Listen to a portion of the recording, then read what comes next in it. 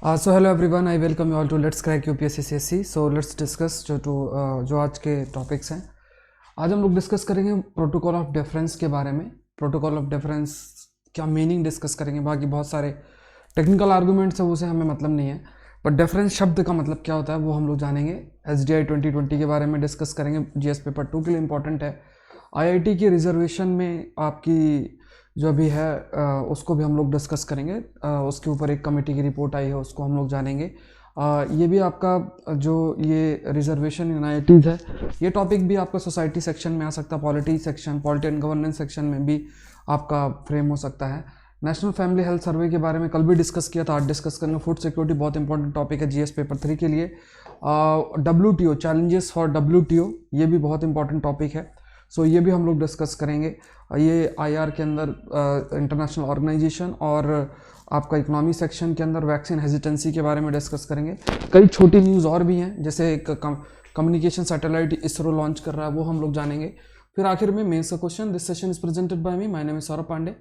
IAS exam की तैयारी कर रहे हैं, अनअकैडमी से जुड़ सकते हैं आप। एग्रीकल्चर ऑप्शनल मेरा शुरू हो रहा है जनवरी 5 से, तो आपके पास एक बहुत अच्छी अपॉर्चुनिटी है। 2021, 22 या 23 की तैयारी अगर आप कर रहे हो तो आप ये ऑप्शनल ज़रूर से करो, ठीक है। एक तो इंडियन फॉरेस्ट सर्विस का आपका रास्ता खुल जाएगा, 300-350 पेज के नोट्स आपके रहेंगे और आपके दोनों ही पेपर इसमें कवर हो जाएंगे। क्लास में ही नोट्स आपके प्रिपेयर होते हैं, ठीक है। सो ये बहुत एक आपके लिए एक मौका रहेगा कि अपने इस ऑप्शनल को पूरा कर दो। Again this course is presented by me. शुरू हो रहा है जनवरी 5, 9:30 PM को आपको क्लास शुरू होगी, ठीक है। सो इसको मिस नहीं करना है। Use the code SP Live। You have to take 1 year subscription for optional. वो ज़रूरी है क्योंकि जब आप सब्सक्रिप्शन 1 ईयर का लोगे तो जो कुछ एडवांस चीज़ें आएंगी, टेस्ट सीरीज़ भी आपकी रहेगी इसके अंदर, वो सब चीज़ें आपकी कवर हो जाएंगी, ठीक है। एटलीस्ट जब तक आप मेंस दे रहे हो तब तक आपको जुड़ के रखना है। आप आइकॉनिक सब्सक्रिप्शन ले सकते हो, प्लस का सब्सक्रिप्शन ले सकते हो, ऑप्शनल का सब्सक्रिप्शन ले सकते हो। ये सारे सब्सक्रिप्शन आप ले सकते हो। आइकॉनिक में आपको मेंटर असाइन रहेंगे। ये कोड याद रखना है SP Live। जितनी भी स्पेशल क्लासेस मेरी होती हैं या फिर कोई भी स्पेशल क्लास है, उसको अनलॉक करने के लिए इस कोड का आप इस्तेमाल कर सकते हैं। इस सेशन का PDF आप SP करंट अफेयर्स से डाउनलोड कर सकते हैं, ठीक है। SP करंट अफेयर्स से, करंट अफेयर्स में दोनों में स्पेस है, ठीक है। SP करंट अफेयर्स आप डाउनलोड कर सकते हैं। अपना मेंस आंसर राइटिंग आप आंसर जो है सेंड कर सकते हैं डेली डोज विथ S.Pandey। और ये आपका बैच शुरू हो रहा है champions let's crack UPSC CSC 2021। तो टॉप एजुकेटर्स के द्वारा आपका बैच, जितने सब्जेक्ट है सारे इसमें कवर्ड है। सो अगर आप प्रीलिम्स के फोकस्ड हो 2021 के लिए तो इसको मिस नहीं करना है। ऑलरेडी शुरू हो चुका है, लेकिन आपके पास मौका है कि जब वो क्लासेस जो आपके मिस हुई हैं वो आप कर सकते हैं। मतलब वो जो क्लासेस हैं उनकी रिकॉर्डेड सेशन आप देख सकते हैं। साथ में कई सारे दूसरे बैचेस 2022-23 के लिए शुरू हो रहे हैं, इसको भी आपको मिस नहीं करना है, ठीक है। सो ये ध्यान में रखना है। शुरू करते हैं। पहला टॉपिक है, ये पूरा का पूरा आर्टिकल है। इस आर्टिकल के अंदर हमारे काम का जो है वो है एक टर्म है, और वो टर्म है डिफरेंस का, ठीक है। डिफरेंस क्या होता है ये थोड़ा सा डिस्कस करते हैं। पॉलिटी के अंदर ये आपका आ सकता है, बहुत जगहों पे आप इसका इस्तेमाल भी कर सकते हैं। सो यहाँ पे ये टॉपिक क्यों न्यूज़ में आया, क्योंकि जो भूमि पूजन हुआ था, नए पार्लियामेंट की बिल्डिंग जो बन रही है, सो जो भूमि पूजन है उस भूमि पूजन को भी वो तब आपका एक हुआ जब सुप्रीम कोर्ट ने एक तरीके से अपना एसेंट दिया कि हाँ अब जो है फाउंडेशन जो स्टोन है वो आपका रखा जा सकता है। तो देखो यहाँ पे हर एक चीज़ पर जो एक इंटरफेरेंस है, या आप कह सकते हो कि हर जगह पे जहाँ पे कोई काम एग्जीक्यूटिव, कोई काम लेजिस्लेचर करना चाह रहा है, तो हर जगह अगर आप जुडिशियल एसेंट की ज़रूरत पड़ जाती है तो कहीं ना कहीं ये कहा जा सकता है कि जुडिशियल ओवररीच है। जुडिशियल एक्टिविज्म तो नहीं, जुडिशियल ओवररीच का एक केस आपका कई सारे जो कॉन्स्टिट्यूशनल एक्सपर्ट हैं उनका कहना होता है। तो इसी कंटेक्स्ट में ये आर्टिकल है, और इसी कंटेक्स्ट में अगर आप देखोगे ये टर्म भी है जिसे हम कहते हैं जुडिशियल डिफरेंस। ये क्या है, ये एक ऐसा कंडीशन है of court yielding or submitting its judgment to that of another legitimate party such as the executive branch in the case of national defense. It is most commonly found in countries such as United Kingdom which lack an entrenched constitution, as the essential purpose of such document is to limit the power of the legislature. तो यहाँ पे कुल मिला के जैसे judiciary है, legislature है, executive है, ठीक है। सो ऐसे देश में जैसे फॉर एग्जांपल यूके जैसे देश में जहाँ पे मतलब जहाँ पे ये जो जुडिशल डिफरेंस है वो आपको देखने को मिलता है। सो कई बार जब जुडिशरी ये कोशिश करती है कि लेजिस्लेटिव फंक्शंस को लिमिट करना, या फिर कई बार एग्जीक्यूटिव फंक्शंस को लिमिट करना और वी कैन से कि वो आगे से ही सर्टेन कंडीशंस आपके रख देती है जिसको लेजिस्लेचर एग्जीक्यूटिव को अबाइड करना पड़ता है। ऐसे बहुत से केसेस में देखा जाता है। तो कई बार लेजिस्लेटिव डोमेन में या एग्जीक्यूटिव डोमेन में जो है वो एंटर कर जाती है जुडिशरी। तो इसी के लिए एक टर्म आपका इस्तेमाल होता है जुडिशियल डिफरेंस के बारे में भी, ठीक है। सो ये कुछ ऐसे सर्टेन कंडीशंस हैं जो कोर्ट आपकी सबमिट कर सकती है in the form of its judgement, ठीक है। तो ये एक पॉइंट आपको ध्यान में रखना है। नेक्स्ट देखते हैं नेशनल फैमिली हेल्थ सर्वे के बारे में है। नेशनल फैमिली हेल्थ सर्वे के बारे में आई थिंक हम लोगों ने कल भी डिस्कस किया था और ये भी बहुत इंपॉर्टेंट टॉपिक है। नेशनल फैमिली हेल्थ सर्वे से रिलेटेड अगर कोई क्वेश्चन आपका आता है, इकोनॉमी में आ सकता है, फूड सिक्योरिटी से रिलेटेड आ सकता है, पॉवर्टी जो जीएस पेपर 2 के अंदर वहाँ पे प्रश्न आपके लिए फ्रेम हो सकता है। सो आपको थोड़ा सा इसके बारे में अवेयर रहना है। जो भी फैक्ट्स कल भी मैंने आपसे डिस्कस किया है तो उसको भी आपको ध्यान में रखना है। तो पैंडेमिक और लॉकडाउन की वजह से वी कैन से कि जो फूड सिक्योरिटी पार्ट है वो फूड सिक्योरिटी पार्ट और ज़्यादा आपका अफेक्ट हुआ है। गरीबी बढ़ी है, लोगों को एम्प्लॉयमेंट अपॉर्चुनिटीज़ उनके रिड्यूस हुए हैं, हाथ में पैसा नहीं है, ये सब चीज़ें आपको देखने को मिली है। कई सारे जो इंडिकेटर्स इस्तेमाल किए गए हैं है ना, तो उसमें ये हाईलाइट किया गया है कि कहीं ना कहीं ये जो पैंडेमिक है, इस पैंडेमिक की वजह से जो ये सिचुएशन है, चाहे वो फूड कंजम्पशन की हो या फूड सिक्योरिटी की है, वो और अधिक सिचुएशन आपकी गंभीर हुई है, ग्रिम हुई है। यहाँ पे यूपी है, एमपी है, तमिलनाडु है, राजस्थान है, पंजाब है, झारखंड है, उड़ीसा है, are not yet out, shows a disappointing record on matrices. जैसे ये कई सारे स्टेट्स हैं, चाहे वो जो ये स्टेट्स हैं, तो आप हो सकता है स्टेट्स के नाम याद नहीं हो, कोई बात नहीं, बट आप ये जरूर से कह सकते हो कि चाइल्ड जो न्यूट्रिशन है और एडल्ट जो एंथ्रोपोमेट्रिक मेजरमेंट्स हैं, चाहे आप स्टंटिंग लो, वेस्टिंग लो, ऐसे जो अगर ग्रोथ को कंसिडरेशन करो या दूसरे इंडिकेटर्स की बात करो तो इसमें इतना अच्छा परफॉर्मेंस इनका नहीं रहा है। सो लगभग अगर देखा जाए तो न्यूट्रिशनल स्टेटस ऑफ चिल्ड्रन आपका डिक्लाइन किया है। जो न्यूट्रिशनल स्टेटस है बच्चों का वो आपका यहाँ पे डिक्लाइन किया गया है। कुछ स्टेट्स है, गुजरात है, महाराष्ट्र है और वेस्ट बंगाल है, वहाँ पे जो परसेंटेज है जो एनीमिक हैं, जो जिनके शरीर में आयरन की कमी है, जिनका लो वेट चिल्ड्रंस हैं, तो अगर उनको आप कंपेयर करते हो तो इन स्टेट्स में उनके नंबर आपके इंक्रीज़ हुए हैं। उसके अलावा अगर देखा जाए तो चाइल्डहुड स्टंटिंग, जो हाइट आपकी ग्रो नहीं हो पाती है, यहाँ पे लगभग इंक्रीज़ हुई है। 13th आउट ऑफ 22 स्टेट्स में चाइल्डहुड स्टंटिंग आपको देखने को मिली है, ठीक है। अगर आप कंपेयर करो सर्वे जो आपका 4th हुआ है, कुछ इम्प्रूवमेंट बिहार और असम में देखने को मिला है। National family health survey 5 also flag improvement in other factors, है ना। जैसे कुछ एरियाज़ में हमने इम्प्रूव किया, जैसे सैनिटेशन है या क्लीन कुकिंग फ्यूल्स पर, इन एरियाज़ में हमने इम्प्रूवमेंट किया है। कुछ इंडिकेटर्स जो कि वुमेन वेलबींग से रिलेटेड हैं, जैसे स्पाउजल वायलेंस, जो मेल पार्टनर है उसके द्वारा जो वायलेंस होता है वो डिक्लाइन किया है। चाइल्ड मैरिज डिक्लाइन की है ना। और access to bank accounts rose in all of them, जो बैंक अकाउंट है लोगों ने खोला है, तो इन एरियाज़ में हमने इम्प्रूव किया है। तो ये आप थोड़ा सा ध्यान रखना है। उसके बाद कुछ और भी पॉइंट्स है, जैसे हंगर है, न्यूट्रिशनल लेवल पे अगर देखा जाए, हंगर है, न्यूट्रिशन है, ये एक तरीके से एक बड़ा चैलेंज रहा है, ठीक है। सो इसमें हमें काफ़ी इम्प्रूवमेंट की ज़रूरत भी पड़ी है, मतलब और भी इम्प्रूवमेंट की ज़रूरत है। कई सारे जो स्टेट्स हैं उन्होंने इतना अच्छा परफॉर्म इसमें नहीं किया है। कई सारे जो ऐसे प्रोग्राम है जैसे पोषण अभियान, इनको और अच्छे तरीके से आपको इम्प्लीमेंट करना है। उसके अलावा देखा जाए, pandemic should make centre and state refocus on the welfare delivery, है ना। वेलफेयर डिलीवरी मतलब वेलफेयर, इंडियन स्टेट्स एक वेलफेयर स्टेट्स के रूप में अगर काम करते हैं, जो कि directive principle of state policy के अंदर आप भी कंसिडर कर सकते हो। तो यहाँ पे जो पॉइंट्स याद रखना है वो ये है कि उन्हें वर्क करना है कोऑर्डिनेटेड मैनर में। हंगर है और जो एक्सट्रीम पॉवर्टी जैसी जो प्रॉब्लम्स हैं उनको दूर किया जाए, इस डायरेक्शन में उनको काम करना है, ठीक है।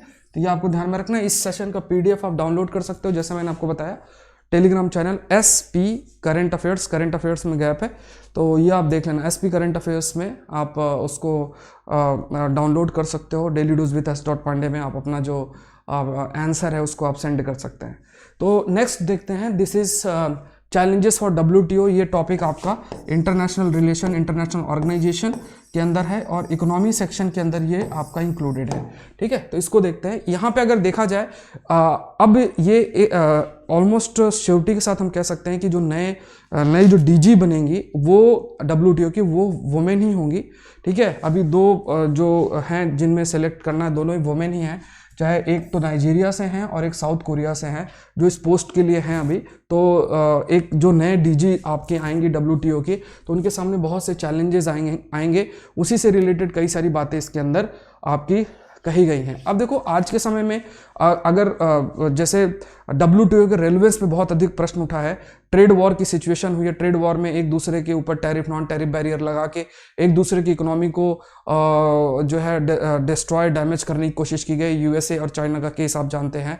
इसी तरीके से बायलैटरल मल्टीलैटरल एग्रीमेंट साइन करके ट्रेड आपस में खुद के जो कंडीशन सेट करके व्यापार करना है, इस डायरेक्शन में देश जा रहे हैं। तो ये सब चीज़ें कहीं ना कहीं WTO के रेलेवेंस पर चैलेंज उठाती हैं। सो कई बार प्रश्न उठता है कि जो जरूरी क्या है कि रिफॉर्म्स तुरंत लेकर आना है। ठीक है, ये बहुत जरूरी है। ठीक है, तो यहाँ पे रिफॉर्म्स जो है तुरंत लेकर आना है कई सारे एरियाज में। जैसे फॉर एग्जांपल अभी जो बातचीत चल रही है दोहा डेवलपमेंट एजेंडा, वहां पे भी अभी कोई ऐसा कंक्लूजन नहीं हुआ है। दोहा डेवलपमेंट एजेंडा के तहत ये क्या है, ट्रेड से रिलेटेड है। ट्रेड से रिलेटेड बात की जा रही है और कहा जा रहा है कि जो ट्रेड बैरियर्स हैं, जैसे टैरिफ नॉन टैरिफ बैरियर्स हैं, उनको 0 मिनिमम किया जाए, ये मतलब काफ़ी कम किया जाए। तो इसके लिए डेवलप्ड जो देश है वो फोर्स कर रहे हैं। डेवलपिंग देशों को इससे नुकसान हो सकता है, क्योंकि जो डेवलप्ड देश हैं वो उनके मार्केट में को पूरी तरीके से ऑक्यूपाई कर सकते हैं, और जो कंडीशंस डेवलपिंग देश लगाना चाह रहे हैं तो वो उस पर एग्री नहीं कर रहे। तो इसलिए दोहा डेवलपमेंट एजेंडा की बातचीत आपकी लगातार हो रही है और आगे भी आपकी चलेगी। डेवलप्ड देश जो है वो भी कई चीजें इंक्लूड भी कराना चाहते हैं, चाहे वो ई-कॉमर्स हो, इन्वेस्टमेंट फैसिलिटेशन हो, और भी कई जो पॉइंट्स है वो इंक्लूड करना चाहते हो। यहाँ पे यही चैलेंज होगा कि डेवलपमेंट के लिए जो भी अप्रोच डेवलप्ड देश अपना रहे हैं और जो डेवलपिंग देश अपना रहे हैं उसके बीच में जो एक कन्फ्लिक्ट है, जो डिफरेंट ओपिनियन है, उसको कन्वर्ज करना जरूरी है। इसके अलावा अगर आप देखोगे डेवलपमेंट सेंट्रिक एजेंडा, ये बहुत क्रिटिकल है large number of developing countries के लिए। ठीक है, अगर development centric agenda is critical for large number of developing countries, है ना, क्योंकि उनके अकॉर्डिंग ट्रेड उनके विकास के लिए बहुत जरूरी है। बट ये जो ट्रेड आप करोगे, ये ट्रेड कुछ ऐसा नहीं होना चाहिए कि कुछ डेवलप्ड देश को बेनिफिट करें और डेवलपिंग देश को बेनिफिट ना करें। सो डेवलपिंग देश के डेवलपमेंट एजेंडा को ध्यान में रखते हुए जो है वो काम करना है। इसके अलावा WTO का जो डिस्प्यूट सेटलमेंट मैकेनिज्म है ना, उस पर भी रिफॉर्म्स की जरूरत है। बहुत से डिस्प्यूट्स हैं, चाहे इंडिया अपना पिटीशन डालता है, बहुत से देश जो है पिटीशन डालते हैं। तो ये जो डिस्प्यूट सेटलमेंट मैकेनिज्म है इसको भी इंप्रूव करने की जरूरत है। ये यहाँ भी इसको भी रिस्टोर और इंप्रूव करने का जरूरत है। दूसरा एक है SNDT जो है स्पेशल एंड डिफरेंशियल ट्रीटमेंट। तो यहाँ पे देखो क्या होता है, WTO के अंदर सर्टेन नॉर्म्स फॉलो होते हैं। जैसे अगर आप चाहते हो अपने आप को डेवलपिंग देश के रूप में कंसिडर करना, सो क्या है कि डेवलप्ड है, डेवलपिंग है, लीस्ट डेवलप्ड देश, 3 कैटेगरी के देश होते हैं। तीनों को सर्टेन, जैसे डेवलपिंग और लीस्ट डेवलप देश जो है उनको जब भी कोई टैरिफ बैरियर और मतलब जैसे टैक्स और ये इंपोर्ट ड्यूटीज ये सब लगाना होता है, या कुछ सर्टेन जो लिमिटेशंस हैं उसमें फ्लेक्सिबिलिटी मिल जाती है। तो जैसे इंडिया अपने आप को डेवलपिंग कंसिडर करता है, चाइना अपने आप को डेवलपिंग कंसिडर करता है। तो जो डेवलप्ड देश है वो ये कहना चाहते हैं कि ऐसे बहुत से देश है जो अपने आप को डेवलपिंग कहते हैं, बट असल में वो डेवलपिंग नहीं है, वो डेवलप्ड देश है। क्योंकि यहाँ पे आपके पास खुद चॉइस होती है कि आप अपने आप को डेवलपिंग कंसिडर करते हो या आप डेवलप्ड कंसिडर करते हो सर्टेन पैरामीटर को मीट करने के बाद। तो यहाँ पे ये भी एक प्रकार से जो SNDT नॉर्म्स है जिसके तहत ऐसा होता है, क्योंकि फिर जो डेवलपिंग और लीस्ट डेवलप्ड है उनको सर्टेन स्पेशल ट्रीटमेंट भी मिलता है, या फिर आप कह सकते हो सर्टेन फ्लेक्सिबिलिटी भी मिलती है। तो इसलिए डेवलप्ड देश का ये कहना है कि जो डेवलपिंग देश सर्टेन बेनिफिट्स उठा रहे हैं अंडर SNDT, तो ये जो सच में डेवलपिंग और लीस्ट डेवलप्ड देश है उन्हीं को होना चाहिए। तो यहाँ भी कई प्रकार के आपके एक प्रकार से कन्फ्लिक्ट है। तो बहुत सारे India, China, south Africa, Turkey, Egypt, ये सब अपने आप को डेवलपिंग कंसिडर करते हैं। दूसरा अगर देखा जाए वो हाईलाइट किया गया है कोविड-19 क्राइसिस के बारे में। तो यहाँ पे बहुत ज़रूरी है कोविड-19 क्राइसिस की जब आप बात करते हो तो यहाँ पे इंटरनेशनल कोऑपरेशन कोलैबोरेशन बहुत ज़रूरी है। इकलौता देश अकेला कुछ नहीं कर सकता है, ठीक है। और सबसे ज़रूरी जो रूल आता है वो IPR का, इंटेलेक्चुअल प्रॉपर्टी राइट्स है, पेटेंट्स, कॉपीराइट्स, ये सारी बहुत सारी चीज़ें आपकी हैं। सो उसको आसानी से शेयर कर लेना। यहाँ पे जैसे अगर कोई दवा भी बनाता है तो उस पर IPR के कंटेक्स्ट में ऐसा ना हो कि हम दवा जो है लीस्ट डेवलप्ड देश की पॉपुलेशन को नहीं देंगे क्योंकि हमारी दवा महंगी है, ऐसा कुछ नहीं होना चाहिए। इस महामारी से लड़ने के लिए सबको साथ आना है, जब सब साथ आएंगे तभी इस महामारी से लड़ा जा सकता है। ये एक एंगल आपका हाईलाइट कर, तो इस एरिया में भी WTO को काम करना है। तो ये सब पॉइंट्स आपको याद रखने हैं। WTO के ऊपर अगर कोई क्वेश्चन है तो आप जरूर से करो। अगेन आई एम रिक्वेस्टिंग, लगातार मैं आपसे रिक्वेस्ट कर रहा हूँ, the concept YouTube channel launch हुआ है, अराउंड 5.9K सब्सक्राइबर हुए हैं। आई एम सेइंग कि हमें 10K सब्सक्राइबर करना है so that I can start first video, but I don't know कि आप लोग इसको क्यों सब्सक्राइब नहीं कर रहे हो। तो लिंक आपका नीचे कमेंट सेक्शन में दिया, आपको लिंक पे क्लिक करना है। This channel is again under Unacademy and I will take all, मतलब जितने भी सेशंस हैं मेरे द्वारा लिए जाएंगे और इसमें आपको बहुत सी चीज़ें हैं that I will come up with, जैसे बेस्ट आंसर वाला सीरीज़ आएगा और टाइम आएगा तो इंडियन एक्सप्रेस का जो एक छोटा सा सेशन में आपसे यहाँ मैंने कुछ एक्सपेरिमेंट आपके लिए किया था तो वो आपका कंटिन्यू आपका रहेगा। छोटे कुछ टॉपिक्स होंगे, एक क्विज आएगी हिंदू पर जो बेस्ड होगी। तो ये सब चीज़ें आपकी शुरुआत, आई वांट कि जल्द से जल्द वो शुरुआत हो जाए, ठीक है। तो जल्दी से आप लोग सब्सक्राइब इसको कर लो। ये कोई इसमें कोई अमाउंट नहीं देना है, it will hardly take less than 1 second, ठीक है। नेक्स्ट देखते हैं, ये टॉपिक है GS पेपर 3 के अंदर फूड सिक्योरिटी, ठीक है। जो फूड सिक्योरिटी वाला पोर्शन है उसके अंदर ये आपका आ सकता है, तो इसको भी थोड़ा सा ध्यान दे लो। यहाँ पे क्या क्या बातें हैं वो हम लोग समझते हैं। अब यहाँ पे अभी हाल में जो ग्लोबल हंगर इंडेक्स है, क्यों हम लोग डिस्कस कर रहे हैं, हाल में ग्लोबल हंगर इंडेक्स है, उसमें इंडिया की रैंकिंग 94 थी। ये सब ऐसे डेटा आप जरूर से अपने पास रखो।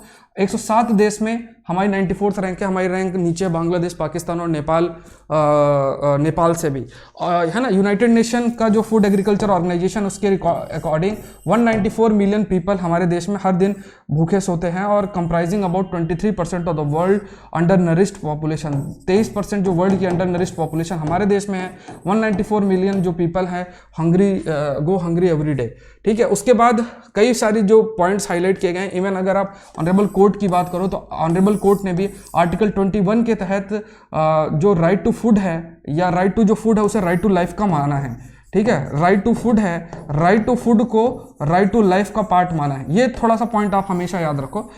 इसलिए सरकार की एक संवैधानिक जिम्मेदारी बन जाती है सबको फूड प्रोवाइड करना, ठीक है। फूड की एक्सेसिबिलिटी इंश्योर करना, ये सब की एक संवैधानिक जो है जिम्मेदारी आपकी बन जाती है। अब देखो हमारे पास फूड की कमी नहीं है, ठीक है। हमारे पास फूड की कमी नहीं है। इंडिया ने last year 283.37 million tons of food grain produce किया था, मतलब जितना हमें चाहिए उससे ज़्यादा हम प्रोड्यूस कर रहे हैं, लेकिन जो लोग हैं लोग तक वो नहीं पहुंच रहा है, ठीक है। ये बहुत बड़ा चैलेंज है। तो ये डेटा आप कोट कर सकते हो, इस चीज़ के बारे में आप बता सकते हो।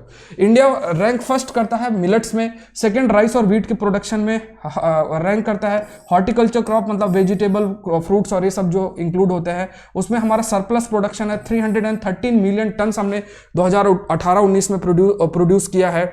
अब देखो यहाँ पे एक डेटा जो है रिलीज किया गया था डिपार्टमेंट ऑफ कंज्यूमर अफेयर्स, उसने कहा 62,000 टन जो फूड ग्रेन्स हैं डैमेज होता है Food Corporation of India warehouses में 2011 से 17। तो आप इतना प्रोड्यूस करते हो, इतना खराब करते हो, खुद सोचो। इसलिए बहुत जरूरी है कि ये जो FCIs हैं, अभी कल मैंने आपसे क्यों MSP खत्म होना चाहिए इस पर एक नीति आयोग के मेंबर्स का आर्टिकल था, उस पर मैंने आपसे अपना जो है हम लोगों ने डिस्कस किया था और डिटेल में, ठीक है। बट वो ओपिनियन मेंबर्स का था, ठीक है। कल या परसों हम लोगों ने डिस्कस किया था आई थिंक, तो वो बहुत इंपॉर्टेंट आर्ग्यूमेंट्स था। अभी यहाँ भी आप देख सकते हो कि इतना प्रोडक्शन होने के बावजूद भी पूरा का पूरा बहुत लार्ज पोर्शन में डैमेज होता है। कितना ज़्यादा, 62,000 टन फूड ग्रेन 2011 से 17 के बीच में आपका डैमेज हुआ है।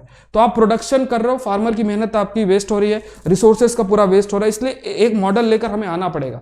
इसके अलावा 2016-17 में सिर्फ की ही बात करो 8600 टन्स का फूड ग्रेन आपका लॉस किया गया था, है ना। इसके बाद अभी रिसर्च हुई, उसमें कहा गया कि मिलियंस ऑफ इनएलिजिबल और बोगस राशन कार्ड, मतलब जिनको मिलना चाहिए राशन कार्ड उनको नहीं मिल रहा है, जिनको नहीं मिलना चाहिए वो राशन कार्ड लेके सस्ते में फूड खरीद के फिर बेच देते हैं। इस टाइप की चीज़ें आपकी होती हैं, ठीक है। सो ये इसको भी इंप्रूव करना, मतलब जो फूड इकोसिस्टम है उसका पूरा प्रॉपर मैनेजमेंट बहुत जरूरी है ना। तो यहाँ पे कहा गया कि अगर हमें फूड सिक्योरिटी इंश्योर करना है तो 2 स्ट्रेटजी अपनानी पड़ेगी। पहली चीज तो यह है कि एमएसपी को इंश्योर करो। एमएसपी से पैसा फार्मर के हाथ में आएगा, फार्मर के पास भी, फार्मर बेचेगा एमएसपी के थ्रू, उसके पास पैसा आएगा और उस पैसे से वो खुद फिर से फूड खरीदेगा। अब देखो, खुद फूड प्रोड्यूस कर रहा है, फिर फूड को खरीदेगा भी। अब ये लॉजिक उन्होंने दिया है। तो अब ये है ना, तो आप ये खुद सोचो, उस फार्मर को हम क्यों सिर्फ उस गरीब नजर से देखते हैं कि जो फार्मर है वो बहुत पुअर है, और इस टाइप से हम क्यों अपना परसेप्शन बना के रखते हैं। हमें समझना है कि फार्मर के पास भी अपॉर्चुनिटी होना चाहिए कि वो इस एग्रीकल्चर एक्टिविटी का इस्तेमाल करके अच्छी खासी अर्निंग कर सकता है और एक अच्छी लाइफ जी सकता है, और ये एक प्रॉफिटेबल एक्टिविटी, इकोनॉमिक एक्टिविटी बन सकती है अगर देखा जाए। ठीक है। सो यहां पे अगर हम जब ऑप्शन लिमिट कर देते हैं तो जो ग्रोथ है वो भी लिमिट हो जाती है। फार्मर को फ्रीडम देना चाहिए। अगर किसी को मंडी में सेल करना, मंडी में सेल करने दो। जिसको बियॉन्ड मंडी सेल करना है, बियॉन्ड मंडी सेल करने दो। अपॉर्चुनिटीज देना जरूरी है। अगर आपने ग्रोथ की अपॉर्चुनिटीज एकदम बंद कर दी तो फिर वही स्थिति फार्मर की आज जो है वही स्थिति 50 साल बाद भी रहनी है। हमारी लार्ज पॉपुलेशन वही गरीबी में रहेगी।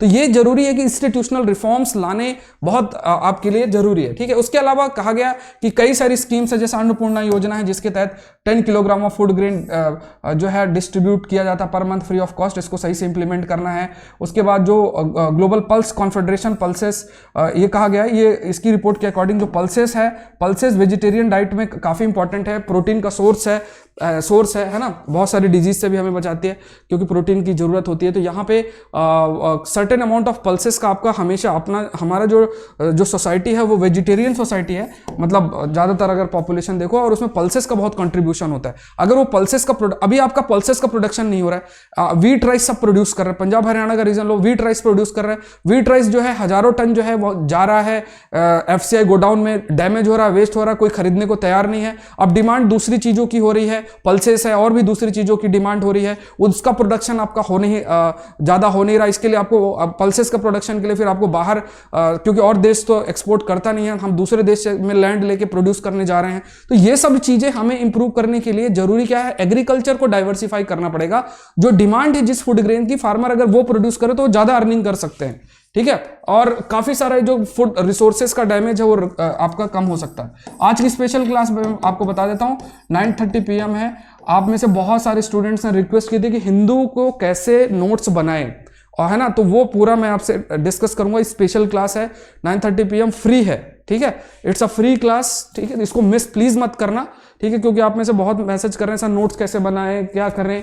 तो ये है, अगर अनअकैडमी के अंदर है, ये लिंक आपको मैं शेयर कर दूंगा। ये कोड देख लो, SP लाइव। अगर कोड की जरूरत पूछता है कहीं पे तो ये कोड यूज कर लेना, SP लाइव। तो ये फ्री है, कुछ इसमें अमाउंट आपको नहीं देना है। 9:30 PM को ये क्लास है। ठीक है। हिंदू को पढ़ना कैसे है और नोट्स उसके किस तरीके से बनाने, इस पर आपका पूरा सेशन है। कल मैंने आपसे 6 मंथ स्ट्रेटजी डिस्कस की थी। नेक्स्ट देखते हैं, ह्यूमन डेवलपमेंट इंडेक्स की बात करते हैं। तो ये टॉपिक बहुत इंपॉर्टेंट है, human development index. GS paper 2 के लिए ये इंपॉर्टेंट आपका बन जाता है। देखो, कैटेगराइजेशन आपको उसी तरीके से आज के सेशन में स्पेशल क्लास में आपको बताऊंगा कि कोई टॉपिक का एक सब टॉपिक का छोटा टॉपिक लेकर उस पर नोट्स आपको प्रिपेयर नहीं करना। आपको हर पेपर की एक कैटेगरी बना के रखनी। जैसे पेपर 2 में polity, governance and IR, paper 1 के अंदर हिस्ट्री है, सोसाइटी है, ज्योग्राफी है, ये सारा पोर्शन है, कल्चर है, ये सारा पोर्शन है आपको लेकर, ऐसे डिफरेंट मॉड्यूल लेकर चलना है। ऐसे जीएस पेपर 3 में डिजास्टर मैनेजमेंट है आपका, इंटरनल सिक्योरिटी है, साइबर सिक्योरिटी है, इकोनॉमी का सेक्शन है, साइंस एंड टेक्नोलॉजी का सेक्शन है। तो ऐसे मॉड्यूल्स क्रिएट करना और कोई न्यूज उससे रिलेटेड है वहां पे उसको वैसे लिखना है। तो इसी प्रकार से इस टॉपिक को आपको ध्यान रखना है। जो आपकी ह्यूमन डेवलपमेंट इंडेक्स है, इसमें हमारी जो रैंकिंग है वो है 131 अमंग 189 कंट्रीज है। जो पहले 129 थी, तो मतलब हमारी 2 नीचे गई है rank as per 2020 human development report publish की गई है यूनाइटेड नेशन डेवलपमेंट प्रोग्राम के द्वारा। उसके बाद इंडिया का जो ग्रॉस नेशनल इनकम है वो $6,681 हुआ है 2019 में, जो पहले 6,829 था। ठीक है। तो अगर आप देखोगे तो इस पर भी थोड़ा रिडक्शन आपका हुआ है। नॉर्वे टॉप, इस इंडेक्स में नॉर्वे ने टॉप किया है, फिर आयरलैंड और स्विट्जरलैंड है, फिर ह्यूमन डेवलपमेंट इंडेक्स की जो समरी है वो मेनली अगर देखोगे तो ये देखती है लॉन्ग एंड हेल्दी लाइफ। ये क्राइटेरिया है आपके being knowledgeable and have a decent standard of living. तो ये क्राइटेरिया है जिस बेसिस पे ये इंडिकेटर्स डिफरेंट है, उस बेसिस पर आपकी ओवरऑल रैंकिंग आपकी की जाती है। Country wise grouping by development indicators, India was classified in the bottom third, ठीक है, बॉटम थर्ड में for most parameters, quality of health, education, adverse sex ratio, इसमें हमारा परफॉर्मेंस बहुत पुअर रहा है। क्वालिटी ऑफ हेल्थ है, एजुकेशन है, एडवर्स सेक्स रेशियो, इस पे हमारा परफॉर्मेंस पुअर रहा है। और बॉटम थर्ड में हम high percentage of vulnerable employees, employed people engage in contributing, family workers, own account workers. और टॉप थर्ड में हमने low employment rate, high number of seats held by women in local governance, in areas में हमारा performance अच्छा रहा है, ठीक है। तो यहाँ पे चाहे वनरेबल एम्प्लॉयज़ हों उसमें भी हमारा परफॉर्मेंस अच्छा नहीं रहा है। हमारा परफॉर्मेंस अनएम्प्लॉयमेंट रेट कम है उस पर रहा है, हाई नंबर ऑफ सीट्स है हेल्ड बाय वुमेन उस पर हमारा, इन लोकल गवर्नेंस उसमें हमारा अच्छा रहा है। उसके बाद टॉप थर्ड में हम सोशियो इकोनॉमिक एम्पावरमेंट इंडिकेटर जैसे जो साइंस टेक्नोलॉजी में फीमेल शेयर है उस पर हमारा अच्छा परफॉर्मेंस आपका रहा है। इसके अलावा आप कह सकते हो holding financial accounts, mandatory paid maternity leave, इसमें हमारा अच्छा परफॉर्मेंस रहा है। Reproductive health, family planning and on carbon dioxide emission, India का परफॉर्मेंस मिक्स्ड रहा है, ठीक है। तो ये कुछ एरियाज में हमने अच्छा परफॉर्म किया, कुछ एरियाज में हमने अच्छा परफॉर्म नहीं किया। नेक्स्ट देखते हैं रिजर्वेशन इन आईआईटीज। ये भी जीएस पेपर 1 के अंदर सोसाइटी वाले सेक्शन में और जीएस पेपर 2 के अंदर भी आपका ये प्रश्न आपका बन सकता है। सो यहाँ पे हाल में ये आप देख लो, ये पूरा कंटेंट इस पर लिखा हुआ है, इसको आप डाउनलोड कर लेना। तो हाल में ही एक कमेटी का गठन हुआ था और उस कमेटी ने रिकमेंडेशंस दिया है फॉर इफेक्टिव ये आप पूरा कंटेंट देख लो, ठीक है।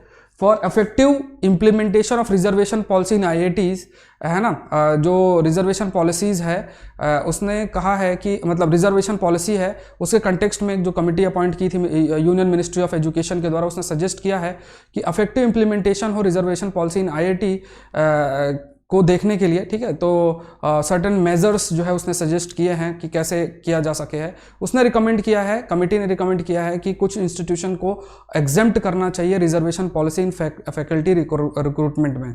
कमेटी ने कहा है कि IITs to maintain their academic excellence, और मतलब जो भी वहाँ टीचर्स है, फैकल्टीज़ हैं, उसमें एकेडमिक एक्सीलेंस मेंटेन करके रखना है। और ज़्यादातर जो कैंडिडेट हैं अलग अलग रिजर्व कैटेगरी से वो आपके अवेलेबल नहीं होते हैं, सर्टेन जो क्वालिफिकेशन चाहिए उस कंटेक्स्ट में। उसके अलावा अगर देखा जाए तो कुछ ऐसे इंस्टीट्यूशंस हैं जो कि इंस्टीट्यूट्स ऑफ एक्सीलेंस के अंदर आपकी आती हैं और जिन्हें एग्जेम्प्ट किया गया है reservation policy under central education institution के अंदर CEI एक्ट ऑफ 2019। तो उसमें IITs को भी इंक्लूड करना चाहिए। 8 जो इंस्टीट्यूशंस है जैसे Homi Bhabha national institutes, Tata institute of fundamental, ये सारे इंस्टीट्यूट्स को आपने इस एक्ट के 2019 के एक्ट के अंदर रखा है, जिसके तहत इसमें रिजर्वेशन पॉलिसी नहीं लगेगी। और इसके अलावा being established and recognised an institution of national importance, है ना, under an act of parliament, IITs have ought to be listed under the schedule to the above CEA act. तो ये कहा गया है कि जो IITs को भी इस एक्ट के तहत आप रख सकते हो, रखा जा सकता है। रिपोर्ट में ये भी हाईलाइट किया गया है कि एक system emphasising target goals over a period of time and not specific quotas to be followed, specific quota IITs में फॉलो नहीं करना चाहिए, ये कहा गया है। IITs can compete with other top institutions in the world in terms of excellence, output, research और teaching में वो तभी जो है कम्पीट कर पाएंगी। फुल एग्जाम्पशन फॉर रिजर्वेशन अगर पॉसिबल नहीं है तो जहाँ पे सर्टेन कैटेगरी जैसे इकोनॉमिकली वीकर सेक्शन की कैटेगरी में तक रिजर्वेशन हम रख सकते हैं, टू असिस्टेंट प्रोफेसर ग्रेड 1 2, इसमें हम कर सकते हैं, और दूसरे लेवल पे हमें नहीं करना चाहिए। कमिटी की बात की जाए कि जो वैकेंसीज है not filled in a particular year due to non availability dereserved in the subsequent year, फिर अगले साल उसको वहाँ रिजर्व नहीं करने की जरूरत है। कमेटी का गठन किया गया था, इसके डायरेक्टर आपके वी रामागोपाल राव थे, है ना। तब देखो मैंने आपको सारी इन्फॉर्मेशन दे दी है, अब इसमें अपना ओपिनियन अपने हिसाब से बना सकते हैं। इसके बाद देखो नेक्स्ट है वैक्सीन हेजिटेंसी के बारे में। वैक्सीन हेजिटेंसी का मतलब क्या है? अगर आप देखोगे इस समय एक मैसेज बहुत ज़्यादा सर्कुलेट आपका हो रहा है, वो ये है कि mRNA बेस्ड वैक्सीन अगर कोई लेता है तो उसमें जो जेनेटिक ट्रांसफॉर्मेशन है जो भी लेगा उसमें सर्टेन चेंजेस आपको देखने को मिलेंगे और फिर वो उसका नेगेटिव इम्पैक्ट होगा। मतलब ये मिस इन्फॉर्मेशन है, क्या है, क्योंकि बहुत ही फेमस साइंटिस्ट है उनके नाम पे ये कोट किया जा रहा है। तो यहाँ पे आपको ध्यान में रखना है कि वैक्सीन हेजिटेंसी का क्या मतलब होता है। वैक्सीन हेजिटेंसी का मतलब ये है कि आपके पास वैक्सीन तो है लेकिन लोग जो है फिर भी वैक्सीन नहीं लेंगे, या तो इन्फॉर्मेशन नहीं है उनके पास या बहुत ज़्यादा मिस इन्फॉर्मेशन है। तो ऐसा सिचुएशन देखने को कोविड-19 वैक्सीन के उसमें देखने को वैक्सीन हेजिटेंसी आपको देखने को मिल सकती है। Many even among medical community में नॉट टेक, तुरंत जो है वो ना ले, ये आपको देखने को मिल सकता है। नेक्स्ट देखो, CMS-01 करके एक सैटेलाइट लॉन्च की गई है, इसके ऊपर अभी और आर्टिकल्स आपके आएंगे। CMS-01 एक कम्युनिकेशन सैटेलाइट है ना, तो ये आपका लॉन्च की गई है इसरो के द्वारा, ठीक है। CMS-01 ये आपकी 42nd कम्युनिकेशन सैटेलाइट है, ठीक है। 42nd कम्युनिकेशन आपकी सैटेलाइट है। नेक्स्ट है आपका कि अभी इलुरु में, जो आंध्र प्रदेश में इलुरु में तुरंत कई सारे लोग बीमार पड़ गए थे, तबीयत खराब हो गई थी, 1-2 की डेथ हो गई थी। तो उसमें पहले तो ये कहा गया कि जो क्लोरीन का इस्तेमाल हुआ है सैनिटाइज करने के लिए, जो कोविड-19 के है ना उसको सैनिटाइज करने के लिए इस्तेमाल हुआ था, वो उसका कंटेंट लोगों के अंदर चला गया। और अभी कहा गया कि मिल्क के अंदर लेड का कंटेंट भी देखने को मिला है।